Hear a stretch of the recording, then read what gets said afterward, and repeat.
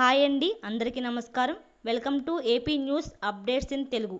Ration card ఉన్న వారికి good news. ప్రతి నెల కేంద్రం నుంచి డబ్బులు. రేషన్ వ్యవస్థలో కీలక మార్పులు చోటు చేసుకున్నాయా?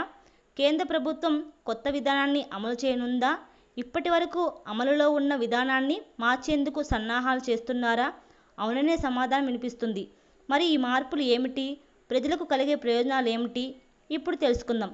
అంతకన్నా ముందు మీరు నా ఛానల్ని ఫస్ట్ టైం విజిట్ చేస్తే ప్లీజ్ సబ్స్క్రైబ్ చేయండి.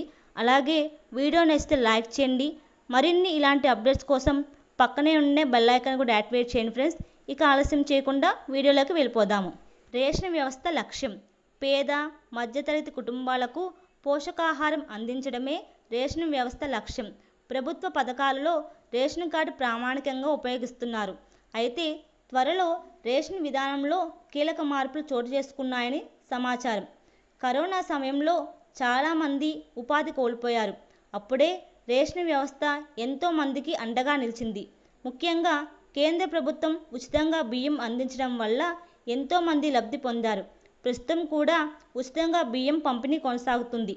రేషన్పై ఆసక్తి తగ్గుతున్న మధ్యతరగతి.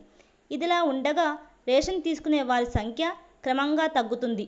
ముఖ్యంగా మధ్యతరగతి కుటుంబాలు రేషన్ సరుకులపై ఆసక్తి చూపడం లేదు. కొందరు తీసుకున్న బియ్యాన్ని అమ్మేస్తున్నారు. రేషన్కు బదులుగా నగదు కేంద్రం ఆలోచన. ఈ పరిస్థితుల్లో రేషన్ విధానాన్ని మార్చాలని కేంద్ర ప్రభుత్వం భావిస్తోంది. ఇకపై రేషన్ సరుకుల స్థానంలో నేరుగా నగదు ఇవ్వాలని యోచన చేస్తున్నట్లు తెలుస్తుంది.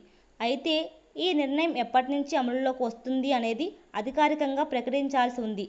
కానీ దీనిపై కేంద్రం తీవ్రంగా ఆలోచిస్తున్నట్లు సమాచారం. నీతి ఆయోగ్ సమావేశంలో చర్చ. ఇటీవల నీతి ఆయోగ్ సమావేశంలో ఈ విషయంపై చర్చించారు.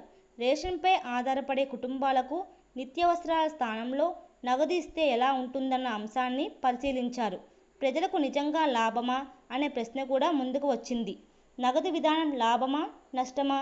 రేషన్కు బదులుగా నగదు ఇవ్వడం వల్ల ప్రజలకు నిజంగా ఉపయోగమా? ఎంత మొత్తం ఇస్తారు?